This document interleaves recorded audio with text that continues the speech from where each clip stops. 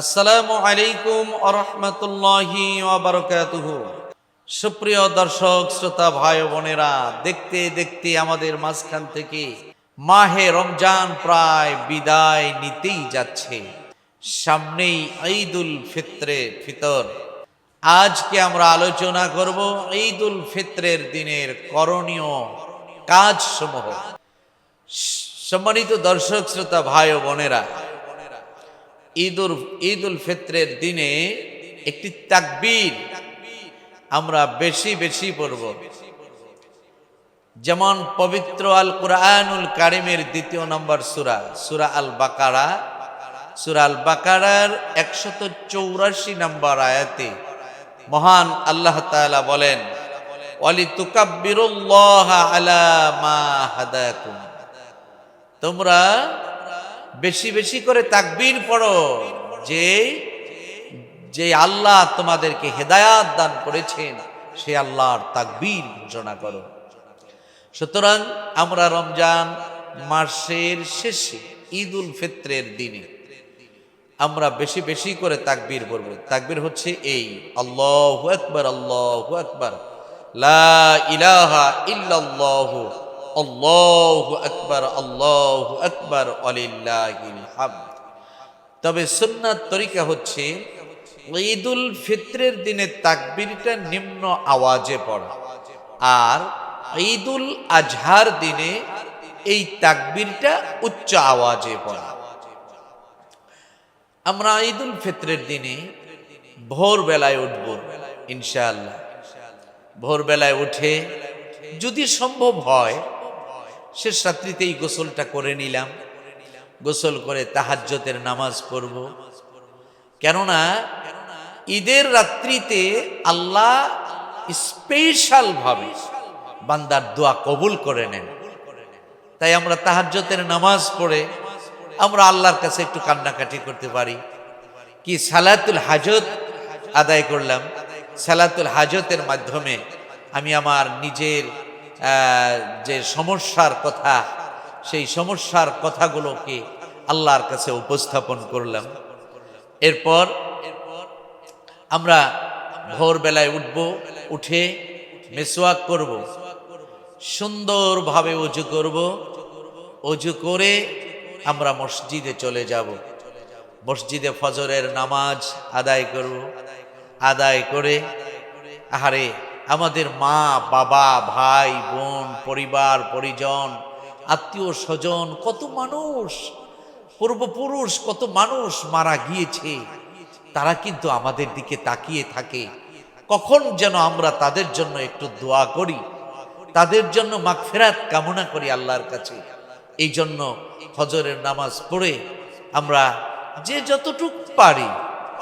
যতটুকু পারি, আপনি আলহামদু সূরা পারেন আলহামদু সূরাই পড়ুন, কুলহু সূরা পড়ুন, সূরা কাউসার পড়ুন।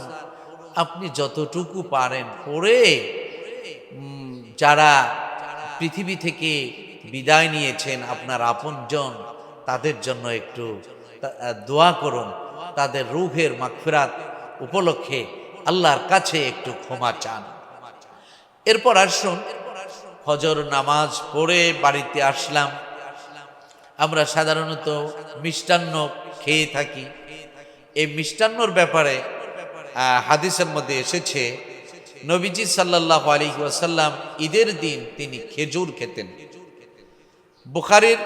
বুখারী এবং মুসলিম শরীফের এক হাদিসের মধ্যে এসেছে, রাসূল আকরাম সাল্লাল্লাহু আলাইহি ওয়াসাল্লাম তিনি ঈদুল ফিতরের দিনে সকালবেলা খেজুর খেতেন এবং খেজুর খাওয়ার সংখ্যা হলো বিজোড় সংখ্যা। তিনি বিজোড় সংখ্যা খেজুর খেতেন, হয়তোবা 3টা অথবা 5টা অথবা 7টা কি 9টা, এরকম ধরনের বিজোড় সংখ্যা তিনি খেজুর খেতেন। এরপর ফিতরার বিষয়, আমরা কিন্তু রমজান মাসেই ফিতরা আদায় করা শেষ করে নেব, সর্বোচ্চ ঈদুল ফিতরের দিন। ঈদুল ফিতরের দিনে ঈদগাহ মাঠে যাওয়া পর্যন্ত সময়, এর মধ্যেই আমরা ফিতরা আদায় করে নেব। ঈদের নামাজের পরে যেন ফিতরা আদায় করতে না হয়। ফিতরার টাকাটা আমরা আগে ভাগেই দিয়ে দিব ইনশাআল্লাহ। এরপর সুন্দর পোশাক পরিধান করা, যেমন হাদিসের মধ্যে এসেছে নবীজি সাল্লাল্লাহু আলাইহি ওয়াসাল্লাম তার একটা জুব্বা মোবারক ছিল।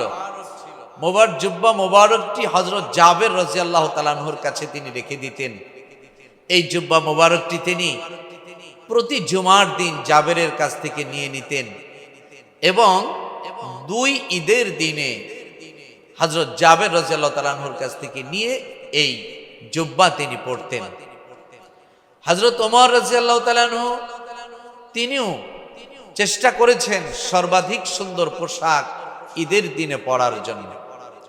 তো ঈদের দিনে সুন্দর পোশাক পরা এটাও সুন্নাত, তবে এই নয় যে ঈদের দিনে আপনাকে নতুন কাপড় কিনতেই হবে। ঈদ উপলক্ষে আপনার বাড়িতে যদি সুন্দর কাপড় থেকে থাকে তাহলে কেন আপনি নতুন কাপড় কিনবেন? নতুন কাপড় কিনতে গেলে তো টাকার দরকার। টাকা, এই যে আপনি অনাহুত আপনি নতুন কাপড় কিনলেন, এটা অপচয় হলো, আর অপচয়কারী হলো শয়তানের ভাই। সুতরাং ঈদ আসলেই আপনাকে নতুন কাপড় কিনতে হবে, এটা কিন্তু ঠিক নয়। মূলত কথা হচ্ছে এই ঈদ উপলক্ষে আপনার সামর্থ্য অনুযায়ী সুন্দর পোশাক পরিধান করা।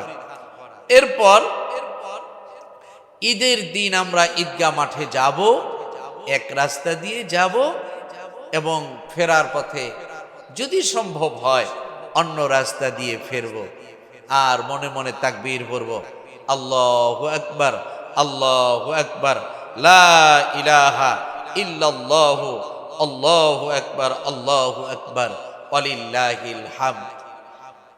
আমরা ঈদগাহ মাঠে গিয়ে ঈদের নামাজ আদায় করব।